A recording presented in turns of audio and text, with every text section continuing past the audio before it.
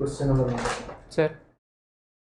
आपके तजर्बे के मुताबिक आज एक कामयाब वकील बनने के लिए कानून के तालब इल्म में कौन सी आला तरीन खसूसियात होनी चाहिए? यार सबसे बड़ी खसूसियत तो ये होनी चाहिए कि इस सवाल का जवाब और बाकी सवालों का जवाब उसको खुद एबिलिटी उसका क्या जवाब होना चाहिए उसके अपने जहन से निकलना चाहिए।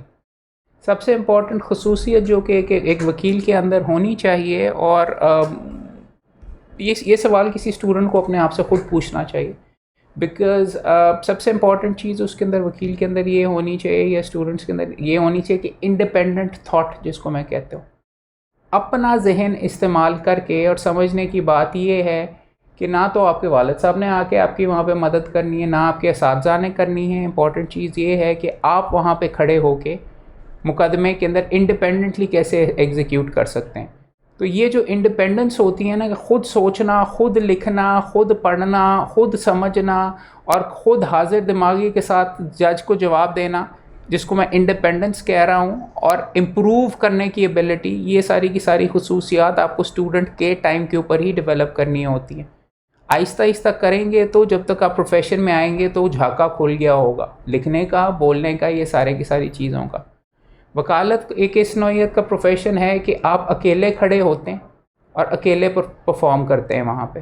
मैं तीसरी पुश्त का वकील हूँ, लेकिन मैं ये वहाँ पे जाके ये नहीं कह सकता था कि अब्बा जी से पूछ के बताता हूँ, ठहरें 2 मिनट के लिए। जब बहस हो रही होती है तो आपको खुद करना पड़ता है। ये स्किल्स आपकी, ये जो सारी खसूसियात हैं, ये आपको किसी के अंदर इकट्ठी होती नहीं है, आप ओवर टाइम डेवलप करते हैं, और वो करनी होती है बतौर स्टूडेंट्स ही। बिकॉज़ उस टाइम के ऊपर तो कोई स्टेक्स आपके हाई नहीं होते कि जी मुकदमा हार जाएंगे। अभी तो आपने आपस में करनी है। अगर जहाँ पे टेंशन नहीं है, दोस्तों के साथ खुल के नहीं बोल सकते, तो क्या डराने जज के सामने बोल सकोगे? तो यार बॉस जब आपको झाड़ रहा होगा तो आप उसको हाजिर दिमागी के साथ जवाब दे सकेंगे कि नहीं? बात ये है कि आपको अपनी ये जो आपको मैं स्किल्स गिनवा रहा हूँ, किसी एक इंसान के अंदर बहुत कम होते हैं। मगर सबसे इम्पॉर्टेंट चीज़ इसमें ये होगी कि अपने स्किल्स को आइडेंटिफाई करना, मेरी में कमी इतनी है, इस ये चीज़ें मैं कर सकता हूँ, और उसको फिर आहिस्ता आहिस्ता आहिस्ता आहिस्ता इम्प्रूव करना। अगर गवाची गां की तौर के ऊपर आप रहेंगे सारे का सारा अपना ये स्टूडेंट वाले टाइम के अंदर, लिखना आता नहीं है आपको, और हमारा सिस्टम भी टूटा हुआ, लिखना भी नहीं आता, बोलना भी नहीं आता, वैसे ही आप अगर आप डिग्री वगैरह पास कर लेते हैं, that is not the intent. रोज़ी रोटी का मामला है। रोज़ी रोटी आपको मिलेगी जो अच्छा बोलता है, जो अच्छा लिखता है, जो अच्छे अंदाज के अंदर जहन इस्तेमाल करता है, जो अच्छे अंदाज में लोगों से मिल के केसेस हासिल करता है, वो कामयाब वकील बनता है। जिसमें ये कमी कोताही होती है तो ये कट थ्रोट प्रोफेशन है। तो इंडिपेंडेंस, खुद खड़े होके एग्जीक्यूट करना, वो चीज़ आपको आपके ऊपर होनी चाहिए। और बाय द वे, मैं ये भी आपके सामने, भी मैं काफ़ी धड़ल्ले से खुल के बोल रहा हूँ आपके सामने, मेरे अंदर ज़ीरो कॉन्फिडेंस था, मेरी टांगें कांपती थी, मेरे से 2 लफ्ज़ नहीं बोले जाते थे, और अंग्रेज़ी में ज़्यादातर मेरा दिमाग चलता था। मैं करके मैं बर्गर अंदाज के अंदर बीच में बोला करता था आपके सामने। अब मैं उर्दू में बात कर रहा हूँ। अगर मैं कर सकता हूँ तो आप जो भी बंदा, आप ज़ाती तौर के ऊपर और जो जो वीडियो में भी देख रहे हैं, आप टेक इट फ्रॉम मी, आप शायद मेरे से मीलों आगे हैं इस स्टेज के ऊपर, इस उम्र के ऊपर। तो अगर मैं इम्प्रूव कर सकता हूँ तो आप भी कर सकते हैं। तो ये इम्पॉर्टेंट स्किल है कि अपने स्किल्स को आइडेंटिफाई करें, क्या चीज़ ज़रूरी है, और क्लियर जहन होना चाहिए टारगेट को कैसे अचीव करना। Question number 2।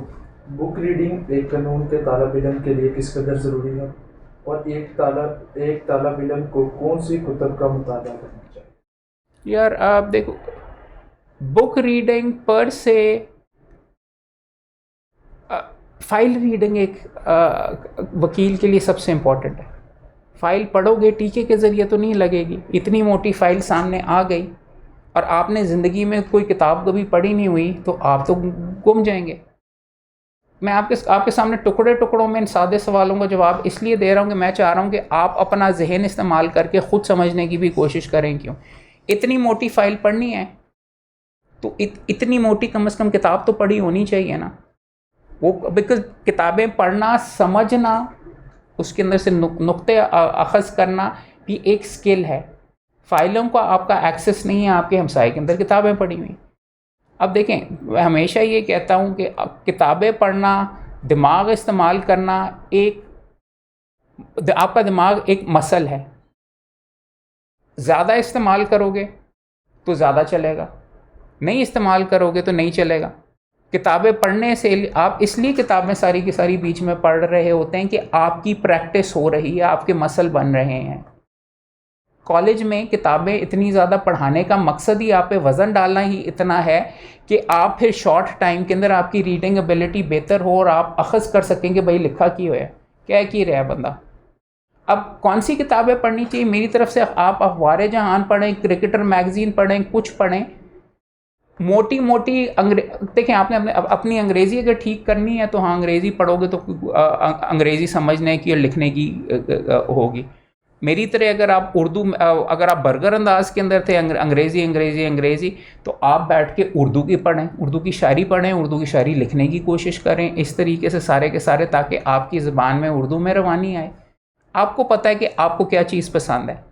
देखो अब मैं कहने का मकसद ये है कि आप अपनी पसंद की चीज़ ज़्यादा शौक़ से पढ़ेंगे, राइट। अगर आप ज़्यादा पढ़ेंगे, मैं फॉर एग्ज़ाम्पल अपने मरहूम वालिद साहब को मैं देखा करता था, सारा दिन फाइलें पढ़ने के बाद घर आके ना वो नावल पढ़ने शुरू कर देते थे, किताबें पढ़ते थे मुख्तलिफ। तो मैं कहता था यार ये इसका क्या तुक है। मुझे समझ ये आई कि उन्होंने अपनी ज़िंदगी इस तरीके से बना ली हुई है कि अपने शौक़ की चीज़ पढ़ते हैं तो उनको आपका जो स्किल है ज़्यादा पढ़ के समझने का, वो आपका कंटिन्यू करता रहता है, बेहतर से बेहतर होता रहता है। और मैं हर दफ़ा ये दोबारा शायद दोहरा रहा हूँ, आपने शायद पहले भी वीडियोस देखे हों। मोहम्मद अली बॉक्सर से किसी ने पूछा कि भाई मोहम्मद अली बॉक्सर साहब आप कितने डंड निकालते हैं, सिटअप्स कितने करते हैं? तो कहता है मैं 10। नहीं जी 10 क्या, मैं 200 निकाल सकता हूँ, ये आपके बीच में क्या? कहते हैं मैं 10 जब निकालता हूँ जब मुझे लगता है कि मेरे से एक भी और नहीं हो सकती, मैं पहले वाली तो गिनता ही नहीं। यानी अगर मैं 100 पहले कर सकता था, जब 100 मैंने कर ली तो मैं अब 110 करता हूँ, फिर आराम करता हूँ, तो अगली दफ़ा 110 से मैं फिर आगे शुरू करता हूँ गिनना। पढ़ाई का भी यही, किताबें पढ़ने का भी यही सिलसिला है कि आप इब्तिदा में जो चीज़ें आपको पसंद हैं वो पढ़ें और उसको इस तरीके से एनालाइज करेंगे क्या क्या रहा है, इसका मतलब असल में क्या, सतही लेवल के ऊपर नहीं। बिकॉज वकील तय में जाके करता है कि इसका नुक्ता क्या बन सकता है, इसका फ़ायदा कैसे हो सकता है, ज़ुबान कौन सी इस्तेमाल की है, सही ज़ुबान इस्तेमाल की है, क्या इसको बेहतर अंदाज में कह सकता है, यार ये इतना ज़बरदस्त अंदाज में लिखा हुआ था, यार ये अल्फाज मैं इस्तेमाल करूँगा तो मेरी ज़ुबान में रवानी आएगी और जज को मैं शायद ज़्यादा बेहतर इंप्रेस कर सकूँ। उसके सामने, जज के सामने आपने शेर नहीं पढ़ने होते, बट मैं आपको समझाने की ये कोशिश कर रहा हूँ कि अगर आपकी ज़ुबान के अंदर रवानी पढ़ने में भी अगर आ जाए, बोलने में भी अगर आ जाए, वो ज़ुबान के ऊपर चढ़ जाए सारी की सारी चीज़ें, तो आप ज़्यादा आसानी से इस्तेमाल कर सकते हैं। तो सब कुछ पढ़ो, अन्यवा पढ़ो। आप मेरे कमरे में ये देख रहे होंगे सारी किताबें, 3 पुश्तों की सारी किताबों में मैं घिरा रहता हूँ, इसलिए क्योंकि मेरे प्रोफेशन की लाजमी चीज़ है। नहीं पढ़ोगे, गाइड पढ़ोगे तो फिर गाइड के ही वकील रहोगे, धड़ाधड़ चीज़ें पढ़ोगे, सब कुछ पढ़ोगे, तो जब एक मोटी फाइल आएगी कोई मसला ही नहीं है। 2 सेकंड के अंदर अच्छा यार इसके अंदर तो ये फलां वाला नुक्ता है, इस तरह बंदा शाइन करता है। तो बहुत ज़रूरी है किताब पढ़ना, लिखना भी उतना ही है, समझना भी उतना ही। सर इसमें कोई 1-2 बुक भी सजेस्ट कर यार बेशुमार हैं, डिपेंड करता है। मैंने अभी फिर आपको ये कहा वो चीज़ें पढ़ें जो कि आपको पसंद है, आपका रिलीजियस बेंट ऑफ माइंड है। कुरान पाक की ट्रांसलेशन आप अंग्रेज़ी में पढ़ सकते हैं, अहमद अली की पीछे पढ़ी हुई है, मोहम्मद ड्यूक पिक्टॉल की पढ़ी हुई है, वो आप सारे के सारे पढ़ें तो वो आपको होगा। वो चीज़ें पढ़ें जिनसे आपकी रवानी आती। चंद किताबें आपको मैं डेफिनेटली रिकमेंड करूँगा इस प्रोफेशन के अंदर। MB मलिक की इंडिया से छपी हुई किताब है, अगर आप अलाउ करें तो मैं पकड़ के आपको दिखा भी देता हूँ। और इसके साथ साथ मसूद खटक साहब की किताबें हैं, 3-4 इंट्रोडक्शन टू लिटिगेशन, उनके बारे में मैं काफ़ी बात वगैरह करता हूँ। वो आपको कागजात एक्चुअली दिखाते हैं कि फ़ाइलें क्या होती हैं, फाइलिंग के कोर्ट के प्रोसेसेस क्या होते हैं। वो अगर आप पढ़ें तो आप इंजॉय करेंगे। अदरवाइज़ शौक़ के अंदर तो मैं हर नौइयत की किताबें पढ़ देते हैं। थर्ड क्वेश्चन, कानून के तालिब इल्म को अपनी तालीम के दौरान किन सलाहियत पर तवज्जो मरकूज़ करनी चाहिए ताकि वो इस प्रोफेशन में आकर कामयाब बन सके? आपके तालीम के स्टूडेंट से मैं सबसे पहले यही सवाल करूँगा कि आपके ख़्याल में वकील काम क्या करता है?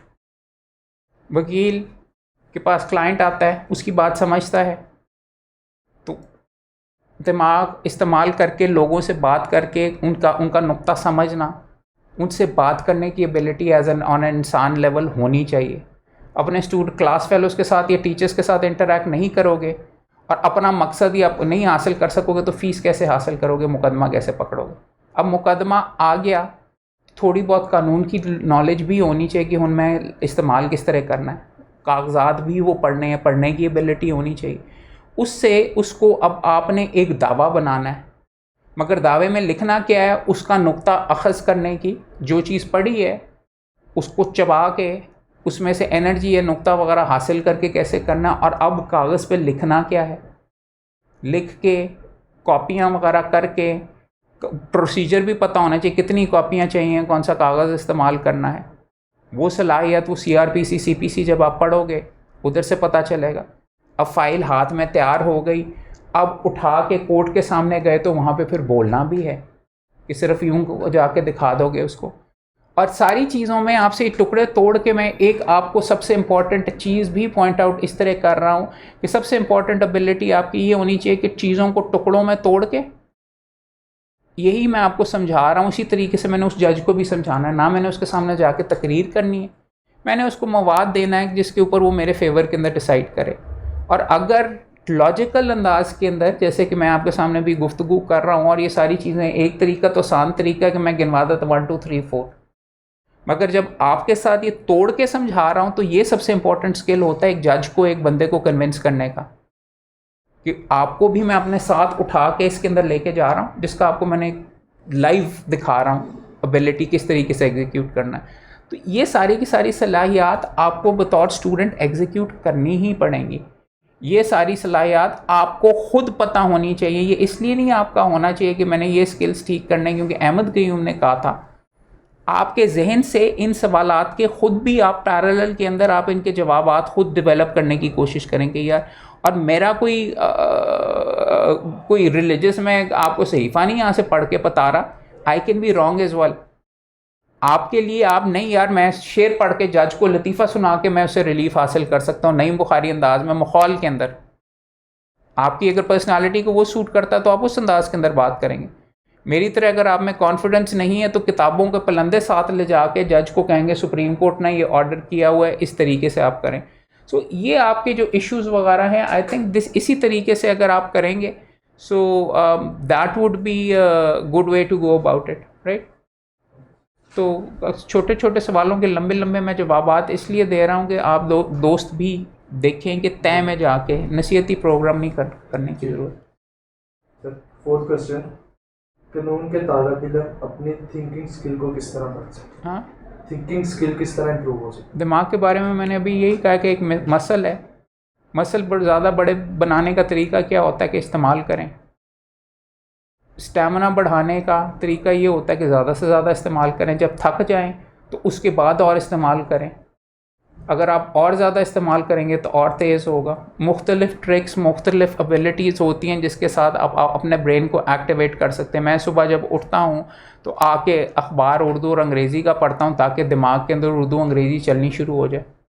अखबार के अंदर अंग्रेज़ी का एक क्रॉसवर्ड पज़ल होता है, वो मैं करता हूँ ताकि मेरा अंग्रेज़ी के अंदर, मैं पाकिस्तानी हूँ, दिमाग उमूमन उर्दू में चलता है, अंग्रेज़ी की एबिलिटी चलनी शुरू हो जाए। और यही मैं आपको समझाने की कोशिश कर रहा हूँ कि ब्रेन को करने के लिए चेस खेलो, मूव्स देखो। मैं अब ये नहीं कह रहा कि मेरी चेस ही खेलते रहो वगैरह, बट मैं आपको छोटी मोटी ट्रिक्स बेसिकली दिखा रहा हूँ। आप वो देखेंगे चेस सेट्स यहाँ पे पड़े हुए हैं। मुख्तलिफ करके क्या होता है, आपने अपने ब्रेन को अग्रेसिव बनाना है कि दूसरे को हराना है, फिर आपने जीतना है, राइट। वकालत के अंदर ये होता है किलर इंस्टिंक्ट। ये जो सारे के सारे जहन की जो चीज़ है वो ट्रेनिंग के ज़रिए ही आती है, और इस्तेमाल करने से ज़्यादा इस्तेमाल करोगे तो ज़्यादा चलेगा। मोहम्मद अली वाला ही जो भी मैं एग्जांपल दे रहा था, अगर आपका जहन 4 घंटे चलता है, आपको ख़ुद भी एनालाइज करना पड़ेगा कि आपका जहन कैसे चलता है। नाश्ता करने के बाद चलता है, कॉफ़ी के साथ चलता है, किस तरीके से चलता है। आप अपनी ज़िंदगी को इस अंदाज से ढाल लेते हैं कि आपका, मेरा तो प्रोफेशन सारा मेरे जहन से ही है। ज़ुबान को भी जहनी चलाता है, जिस्म को भी जहनी चलाता है, तो इसका शार्प होना सबसे ज़्यादा ज़रूरी है यहाँ। क्वेश्चन, आमतौर पर कहा जाता है कि थ्योरी और प्रैक्टिकल में बड़ा फ़र्क है, जिसकी वजह से कानून के तलबा की एक अच्छी खासी तादाद कॉलेज के शुरू होते ही कचहरी जाना शुरू कर देती है। आप किसके बारे में क्या? उनको उन पे पर्चे करा के अगर वो वहाँ पे जाके मुकदमे करने शुरू किए। हमने सेकंड ईयर के भी स्टूडेंट अभी लॉ कॉलेजेस के चेक किए जो कि मुकदमे खुद ही जमा करा रहे थे और ख़ुद ही बहस कर रहे थे, वो इम्पर्सनेशन के ज़ुमरे में आता है, उन पे पर्चा होना चाहिए। बात तो सीधी सीधी ये है कि उस स्टूडेंट के पास टाइम ही कहाँ से कि वो वहाँ पे पहुँच जाए कचहरी के अंदर और वहाँ पे सारे का सारा काम करे। क्या कॉलेज के अंदर कोई क्लासें नहीं हो रही? उन्हीं स्टूडेंट्स की जिनकी क्लासेस नहीं हो रही होती वही पाए जाते हैं अमूमन यहाँ पे सारे के सारे। बात ये है कि आपको इस प्रोफेशन को एथिकली अप्रोच करना चाहिए।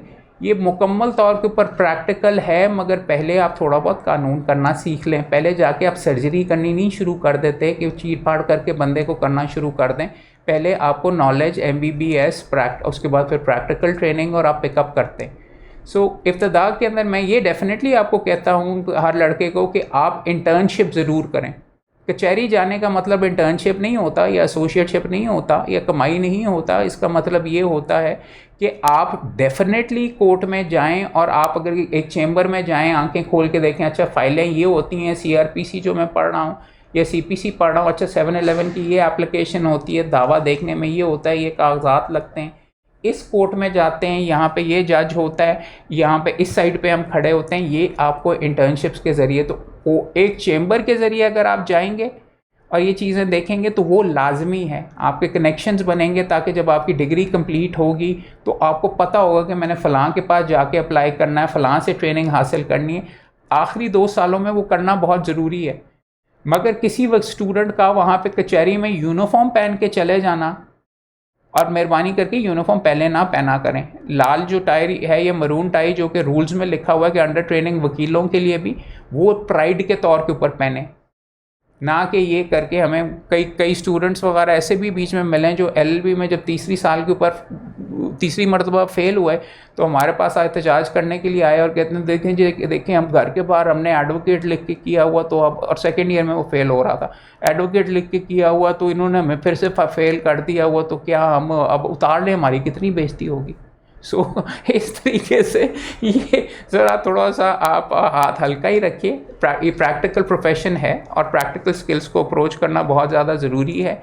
लेकिन इब्तिदा में ही ना सर्जरी करके किसी का वो कत्ल के ज़ुमरे में आता है। अगर किसी के पेट के अंदर के यार मैं तो तेरी सर्जरी प्रैक्टिस कर रहा था, छोड़ा, अगर आप बीच में घूम दें या किसी का मुकदमा ख़राब कर दें, किसी का घर बिक जाए। सर आगे 6th क्वेश्चन, हर शोबा है ज़िंदगी के कुछ एथिक्स होते हैं, क्या कानून के प्रोफेशन के भी कोई एथिक्स हैं? अगर हैं तो कौन से? यार देखो, इससे ज़्यादा ईमानदारी या ईमानदार लोगों का कोई प्रोफेशन हो नहीं सकता। अल वकील अल्लाह की सिफ़त है, राइट, 100 नामों के अंदर से एक है। तो ये मुकम्मल तौर के ऊपर it needs to be the most ethical profession there is. लोग मुझे ये कहते हैं कि मैं बड़ी सख्ती करता हूँ और मैं कहता हूँ जाली वकील, ये वो, जाली कॉलेजेस के ख़िलाफ़ ये ना करो, वो ना करो, और मैं बड़ी सख्ती कर रहा हूँ। मेरे नज़दीक इससे बड़े इस प्रोफेशन को, ये जैसे कि मैंने अभी कहा, ये खुदाई सिफ़त है। नॉट दैट कि इंसान वहाँ तक पहुँच सकता है, लेकिन एथिकल, बिकॉज आप लोगों को इंसाफ दिलवा रहे होते हैं। एक बेवा खाली कागज़ के ऊपर आपको अंगूठा लगा के दे देती है कि जा भाई मेरे हक़ के लिए ये हासिल करिए वकालतनामे पे। आप अगर अपनी बीवी के नाम के ऊपर ट्रांसफ़र कर लेते हैं तो लानत है आप पे। बात ये है, ये प्रोफेशन अल्लामा इकबाल, कायद आज़म नेल्सन मंडेला, एब्राहम लिंकन, इन लोगों का, नेहरू इवन ले लें, गांधी आप ले लीजिए, सारे का सारा, जिन्होंने मुल्क दुनिया के नक्शे बदल डाले, जेलों में भी गए, डंडे भी खाए सारे के सारे। उसके अंदर अगर आपने एस्पायर करके जाना है तो इससे ज़्यादा कोई एथिकल प्रोफेशन है नहीं। बात ये है, हम आपको ये कहते हैं और इसके अंदर कोड ऑफ प्रोफेशनल एथिक्स है डॉक्टरों का, और ये एक बराबर लेवल के ऊपर होते हैं, क्योंकि आप इसके अलावा बाकी चीज़ नौकरी होती है, दिस इज़ अ प्रोफेशन। इसका कोड ऑफ कॉन्डक्ट है, पाकिस्तान बार काउंसिल ने नॉमिनेट किया हुआ है कि आप फ़लाँ चीज़ नहीं करेंगे, आप फ़लाँ चीज़ नहीं करेंगे, आप क्लाइंट की प्रॉपर्टी पे कब्ज़ा नहीं करेंगे, आप क्लाइंट से डन नहीं करेंगे, आप क्लाइंट के पैसे नहीं लेंगे, आप करोड़ों रुपए जो कि आप बेईमानी के साथ हासिल कर सकते हैं आप नहीं लेंगे। बीबी को क्या पता चल रहा है, बेवा को वगैरह, उसकी ज़मीन के ऊपर अगर आप कब्ज़ा कर लेते हैं तो this is for ethical people. वो एक ऐसे लोग हमारे प्रोफेशन के लिए कलंक हैं, काला धब्बा हैं, जो के बीच में इसको अनएथिकली इस्तेमाल करते हैं, जाके बीच में PIC फतह कर लेते हैं, लोगों को मारते हैं, जजेस के जाके वहाँ पे चेम्बर्स के ऊपर लगा देते, ताले लगा देते हैं इंसाफ की हुसूल के नाम के ऊपर। बात ये है, this needs to be the greatest profession. और मैं बार बार ये कहता हूँ, अल्हम्दुलिल्लाह ये ऐसा प्रोफेशन है जिसके अंदर आप गरीबों को, जिसको गवर्नमेंट रोंद रही है, उसके लिए आप खड़ा होकर उसका हकूक दिलवा रहे हैं। इससे बड़ी चीज़ क्या है कि आप बड़े से बड़े बंदे के साथ, प्राइम मिनिस्टर के साथ, आप कहते हैं नहीं, तो अफसरशाही को कहते हैं नहीं, गलत है, रिट की और ये तुम्हारा ऑर्डर गलत है। बट वंस अगेन सही तरीके से सही डायरेक्शन में करें। सो मेरे नज़दीक जो भी बंदा, ये एक लेवल के ऊपर इबादत है, अगर आप किसी को हक करते हैं तो आप सुरखरू होते हैं, आप जन्नती हैं। मगर अगर आप यहाँ पे माजरत के साथ जिस तरीके से काले कोट और काले टाई को रौंदा जा रहा है और गलत इस्तेमाल किया जाता है, कब्जे करवाए जाते हैं, वो जहन्नमी है। सो वंस अगेन इसके एथिक्स बहुत ज़रूरी हैं। अगर आप नहीं उसको फॉलो करते तो फिर आप ज़्यादती करते हैं। सर क्वेश्चन नंबर 7 है, आजकल के इस टेक्नोलॉजी के दौर में कानून के तालिब इल्म को टेक्नोलॉजी में किस हद तक महारत हासिल होना चाहिए? कोर्ट के अंदर आप क्या टेक्नोलॉजी इस्तेमाल करते हैं?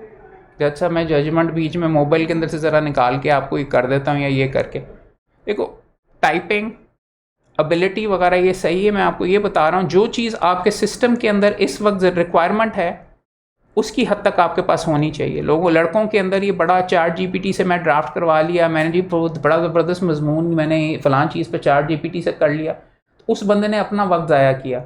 क्योंकि जब जाके ChatGPT हर वक्त नहीं अवेलेबल होगा। आप ये नहीं जाके कहेंगे कि सर मैं ज़रा वो पटिशन ड्राफ्ट इसलिए नहीं कर सकता, मेरा इंटरनेट नहीं चल रहा, या मैं जाके नहीं कर सकता। समझाने की ये ज़रूरत है। फिर आपने मेरे से सवाल किया था कि दिमाग इस्तेमाल कितना है ज़रूरी। मैंने कहा कि बहुत ज़रूरी है। दिमाग आपका इस्तेमाल होना है, ChatGPT का या टेक्नोलॉजी का नहीं होना। हाँ, टाइपिंग की हद तक प्रॉपर्ली इसको रिसर्च करने के लिए एज ए टूल इस्तेमाल करना बहुत ज़रूरी है। मगर वकालत आज तक कुछ इस नौइयत की चीज़ है कि जो कि मैनुअल करनी बहुत ज़रूरी है। उसके बाद फिर आप पाकिस्तान लॉ साइट भी इस्तेमाल करें, उसके बाद फिर आप अपना रजिस्टर ऑनलाइन भी रखें, ये बाकी सारी की सारी चीज़ें। सो टेक्नोलॉजी एक हद तक यूज़फुल है, मगर टेक्नोलॉजी आपकी रिप्लेसमेंट नहीं हो सकती अपने दिमाग को इस्तेमाल करने के या अपनी एबिलिटीज़ बोलने के लिए। कंप्यूटर तो नहीं आपके लिए जाके बोलेगा ना जी। सर 8th क्वेश्चन है, आपके ख्याल में कानून के तालीम के किन पहलुओं ने आपके करियर में सबसे ज़्यादा तैयार किया और कहाँ कमी रही? यार देखो, मेरा जो एक लीगल एजुकेशन का जो एक्सपीरियंस है ना, मैं लीगल एजुकेशन का इंचार्ज हूँ पंजाब के लिए, चेयरमैन लीगल एजुकेशन हूँ पंजाब बार काउंसिल का, तो हम रेगुलेट करते हैं। मेरी ज़ात की जब आप बीच में बात करते हो तो मुझे एक लेवल के ऊपर मेरी लीगल एजुकेशन का बहुत नुकसान हुआ, क्योंकि मेरी सारी की सारी एजुकेशन बर्गर है, बाहर की है। मैंने एचसन कॉलेज से का मैं टॉपर था। एचसन से मैं बाहर गया, दुनिया की टॉप यूनिवर्सिटीज़ में कोलंबिया यूनिवर्सिटी है, आईवी लीग, वहाँ से इकोनॉमिक्स पॉलिटिकल साइंस में मैंने पहले BA किया।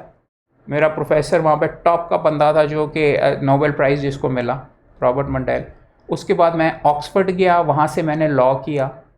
उसके बाद मैंने बार किया लिंकन्स इन से, ICSL से, जहाँ से कायदे आज़म मोहम्मद अली जिन्ना ने किया। और जब मैं ये सारा कुछ करके जब मैं पाकिस्तान वापस पहुंचा तो मैं मुकम्मल तौर के ऊपर ज़ीरो था। पाकिस्तान के कानून का मैंने एक लफ्ज़ भी नहीं पढ़ा हुआ था। पाकिस्तान के कानून का मुझे एक लफ्ज़ CRPC CPC नहीं आता, तो मैं तो ज़ीरो वकील था। फूफा में तो मैं बड़ा ज़बरदस्त था कि बैरिस्टर साहब आ गए हैं और ये मुकम्मल तौर के ऊपर छा गए हैं। मेरी लीगल एजुकेशन असल में प्रैक्टिकल जितनी हुई है, सिविल कोर्ट के अंदर टकरे मार के 3 साल दिन में 18 केसेस करके हाथ से काम निकाल के CRPC CPC वगैरह करने से मुझे आई। मेरी एजुकेशन के अंदर ये कमी कोताही अभी भी बहुत है कि फ़ौजदारी CRPC CPC PPC मैंने पढ़ी नहीं। पढ़ तो ली हुई है, मुझे आती है, मेरे से कोई भी बीच में करके देख ले, बट मुझे उसकी जो इन्स एंड आउट्स हैं मैंने किया ही नहीं। सो एक लेवल के ऊपर आप जो चीज़ें पढ़ रहे हो, आप शायद मेरे से आगे हो गए उन चीज़ों में, मगर जिन चीज़ों को मैंने कर लिया उनमें मैं काफ़ी आगे। यहाँ पे एक्सटर्नल प्रोग्राम्स बेसिकली की भरमार हो रही है आजकल, मैं उसके फेवर के अंदर नहीं हूँ इसी वजह से। शायद मेहनत वहाँ पे आपसे ज़्यादा करवाते हैं, लैंग्वेज आपसे ज़्यादा करवाते हैं, निरी गाइड्स के साथ आप नहीं पास हो सकते relatively speaking. But legal education का जो आप मेरे से ये सवाल वगैरह कर रहे हो ना कि उसने क्या कंट्रीब्यूट किया, हर बंदे का अपना अलग होता है। कमी कोताही वगैरह बोलने का, मुझे बोलने की एबिलिटी आई, बाहर की डिग्रियों का कॉन्फिडेंस आया, उसको इस्तेमाल करने की इंग्लिश की एबिलिटी आई, थोड़ा बहुत उसका ठप्पा भी मेरे लिए इम्पॉर्टेंट था एज इन लोगों के सामने कि बैरिस्टर साहब आए। मगर अगर बैरिस्टर साहब को काम नहीं करना आता, या CPC CRPC, मेरे साथ एक बैरिस्टर आया, वो कोर्ट के अंदर गया, कोर्ट ने कहा जी 711 की एप्लीकेशन कौन से पेज के ऊपर, वो इधर उधर देखना शुरू हो गया, उसको पता ही नहीं था 711 CPC क्या होती। कोर्ट के अंदर, हाई कोर्ट के अंदर वो डायरेक्ट उसको मेरे ख्याल में उसने लिया हुआ था लाइसेंस। 2 लोगों ने हंसा, सारे लोग कोर्ट रूम के अंदर हंसे, अगले दिन वो छोड़ के चला गया। सो लीगल एजुकेशन जो है ना यार, देखो लोकल के अपने फ़ायदे हैं, एक्सटर्नल के अपने फ़ायदे हैं, वो आपको बनाता है। इंपॉर्टेंट चीज़ ये है कि आप उसको इस्तेमाल कैसे करते हैं। It's not only about the knowledge. वकालत is a skill based thing. किताबें तो आपको, तो आपसे मजमून लिखवाते हैं जी ये करें, यूँ कर लें, ओपन बुक वगैरह। मेरी तरफ से तो ओपन बुक होना चाहिए यहाँ पे, बिकॉज कोर्ट के अंदर तो किताबें हाथ में होती, राइट। तो आप मेमोरी से तो कोई चीज़ नहीं कर रहे होते, लेकिन बेसिक चीज़ें आपको कोर्ट में वो नॉलेज वगैरह जिसकी बेसिस पे आपने करना है कि किस तरीके से करनी है, प्लेंट होती है, जवाब दावा होता है, इस तरीके से वो चीज़ें आपको लॉ कॉलेज से ही पता चलती हैं। बेसिक प्रिंसिपल्स आपको वहाँ से पता चलते हैं। तो अच्छी legal education is important. But ये भी देखने में आया कि जो टॉपर्स होते हैं वो टॉप के वकील अमूमन नहीं होते। जनरल पढ़ाई के अंदर, लॉ के अंदर अलबत्ता जाके जो टॉपर्स होते हैं उनकी हाजिर दिमागी वगैरह, वो फिर अगर कैरी ओवर आगे करते तो वो हो जाता आगे फ़ायदा। आगे सर 9th क्वेश्चन, कानून के शोबे में स्पेसिफिक फील्ड कब चूज़ की जाए? इसका आपके ख्याल में क्या जवाब होना चाहिए? स्पेसिफिक फील्ड होती है ना, जैसे ये क्रिमिनल लॉ है, ये सिविल लॉ है, ये टैक्स है, तो वो कौन सा स्पेसिफिक पॉइंट है जहाँ पे जाके हम ये देख सकते हैं कि इसके में ज़्यादा, जब उसके पास इतने ज़्यादा केसेस आ जाएं कि उससे दूसरे केसेस ना किए जाएं तो वो उसकी फील्ड बन जाएगी। बात तो ये है कि आप क्रिमिनल लॉ के आप इब्तिदा में आके कहते हैं यार मुझे तो सिविल लॉ पसंद है, तो क्या आपको 50% जो क्रिमिनल केसेस वहाँ से उनसे फ़ीस हासिल करनी पसंद नहीं है? तो आपने अपने चांसेस ऑफ सक्सेस तबाह करके इन दिस प्रोफेशन 50% कर लिए। अगर आप जाके कहते हो नहीं यार मैंने तो टैक्सेशन करनी है, मैंने कॉपरेट करनी है, तो मार्केट के अंदर तो वो 1% या 2% काम है, तो 98% तो आपने अपने चांसेस ऑफ सक्सेस तबाह कर दिए ना यार।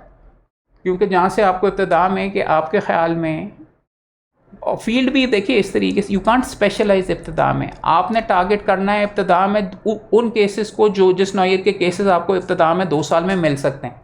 आप आ जाते हैं नहीं जी मैंने तो कॉर्पोरेट के अंदर स्पेशलाइज करना है या मैंने टैक्सेशन के अंदर करना है, भाई वो काम तो तुम्हें पहले 5 साल नहीं मिलना। कॉर्पोरेट के अंदर कंपनी के जो केसेस हैं वो हाई कोर्ट के अंदर जाके होते हैं, तो हाई कोर्ट का तो लाइसेंस तुम्हारे पास है नहीं।